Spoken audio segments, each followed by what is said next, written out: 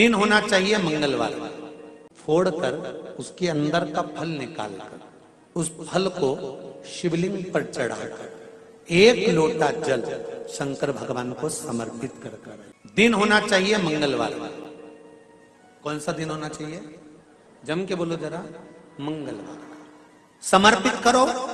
उसके बाद में आप विवाह के लिए अगर समर्पित करें हैं तो विवाह में देरी नहीं होगी। व्यवसाय और व्यापार के लिए या नौकरी के लिए समर्पित करें हैं तो उसमें देरी नहीं होगी। एक पत्र में आया है, सुन लीजिए, बड़ा सुंदर संवाद है। शिव महापुराण की कथा कहती है, मंगलवार को अगर शिव जी के मंदिर में, शंकर के मंदिर में जाकर एक लोटा पानी चढ़ाया जाता है तो हमारे कार्य में उन्नति होती है।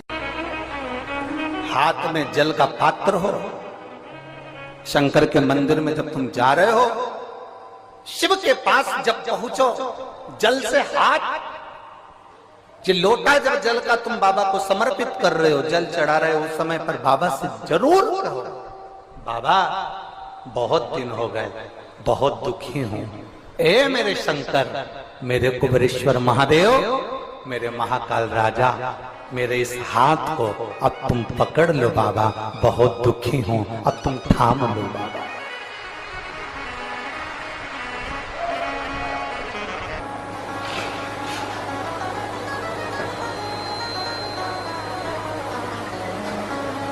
शिव महापुराण की कथा यहां तक कहती है कि यदि आप कोई मंत्र, साधना, व्रत, उपास कुछ भी नहीं जानते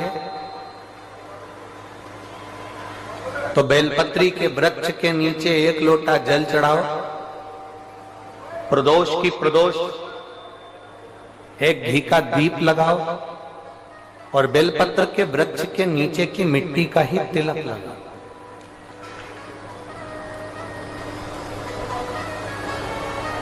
बेलपत्र के वृक्ष के नीचे की ही मिट्टी का तिलक।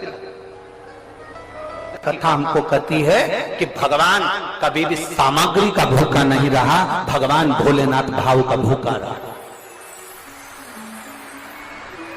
भगवान शंकर को रिझाने के लिए सामग्री की जरूरत नहीं है। कोई चीज तुम पशुपति व्रत करने के लिए गई हो, थोड़ा सामान तुम्हारा घर पर छूट गया, मान लो तुम्हारा कंकु, रोली, मोली, चंदन, हल्दी कुछ घर पर छूट गया, बस एक चीज ना छूटे, जो 6 दिए हैं वो और प्रसाद के 3 हिस्से।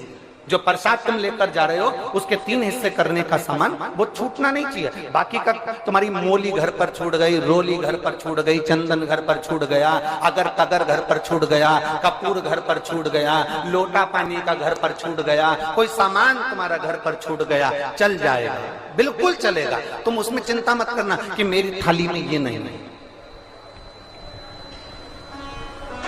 गणगौर की पूजन करने जाती हैं माताएं, इधर गणगौर होती है कि नहीं होती हमको नहीं मालूम। गणगौर की जब पूजन करने माता जाती हैं, तीज का पूजन करने जाती हैं, देवी का पूजन करने जाती हैं, चतुर्थी का पूजन करने जाती हैं, किसी देवी देवता का पूजन करने जाती हैं, पूजन की थाली में दूसरे की थाली में देखती हैं कि बहुत सारा सामान है, मेरी थाली में ये चीज नहीं है, तो उसको याद आती रहती है, मैंने तो भगवान को ये चढ़ाया ही नहीं, मैं तो भगवान को ये दे ही नहीं पाई, मैं तो भगवान को ये दे नहीं पाई, मेरे पास तो ये सामान है ही नहीं, उसकी चिंता में लग जाती है। शिव महापुराण की कथा कहती है, जो देवी देवता ने आपके हाथ से बुलवाना था वो सामान देवी देवता ने अपने हाथ से बुलवा लिया, अब चिंता करने की जरूरत नहीं। आप ये टेंशन मत लो कि मेरी थाली में ये नहीं है, मेरी थाली में ये है, ना ना, आप तो भगवान के भरोसे छोड़ दो कि तूने जो कहा मैं वो लेकर आ गई, तूने जो मुझे बुद्धि दी उस बुद्धि से मैं लेकर आ गई, तूने जो मुझे आज्ञा करी मैं वो लेकर पहुंच गई। अब मेरे पास में ये नहीं कि मैं ये भूल गई, मैं ये रह गया।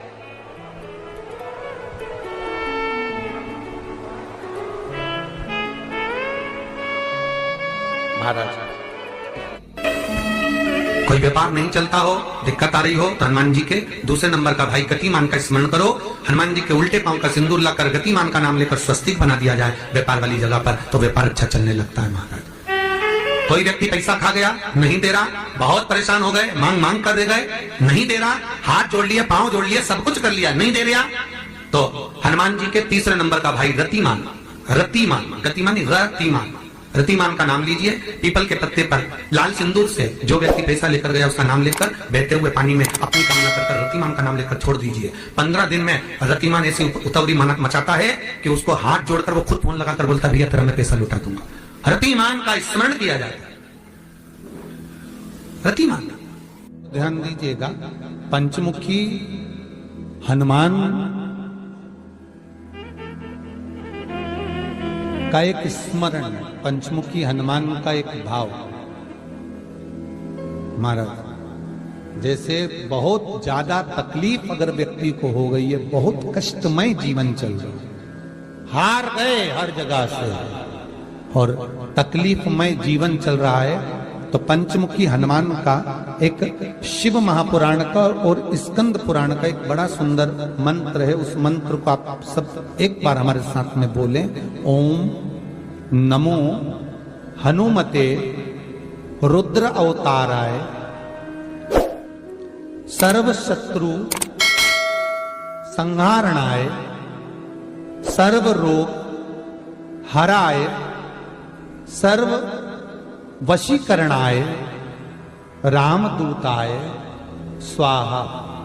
बस इस मंत्र को हाथ में काली तिल लेकर, एक जौ लेकर और गूगल लेकर, थोड़ा सा इसमें गाय का घी डालकर, कंडे को या अग्नि को जलाकर इस मंत्र का 11 बार 21 बार जाप कर कर अपनी कामना कर कर छोड़ दीजिए। कैसा भी रोग हो, बीमारी हो, कष्ट हो, दुख हो, तकलीफ हो, 21 दिन के अंदर वो आनंद आना प्रारंभ कर देता है। इस मंत्र, स्कंद पुराण का, शिव महापुराण का यह मंत्र मूल पंचमुखी हनुमान सुख देंगे। और एक और चीज याद रखिए महाराज,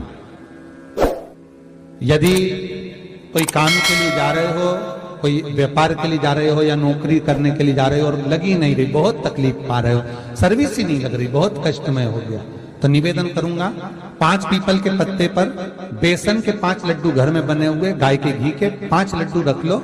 उस लड्डू के बीचों बीच एक आटे का दिया और उसमें तिल्ली का तेल डालकर इसी मंत्र का प्रयोग कर कर पंचमुखी हनुमान का किसी भी हनुमान के मंदिर में जाकर, दक्षिण मुखी हनुमान के मंदिर में जाकर उसको रख कर आ जाइए। इसके बाद आप उस काम के लिए जाइए, आपका काम सफल हो जाएगा। आपको किसी को नहीं कहना पड़ेगा कि हाथ जोड़ना नहीं पड़ेगा, किसी के पांव नहीं पड़ना पड़ेंगे, तुरंत काम होगा।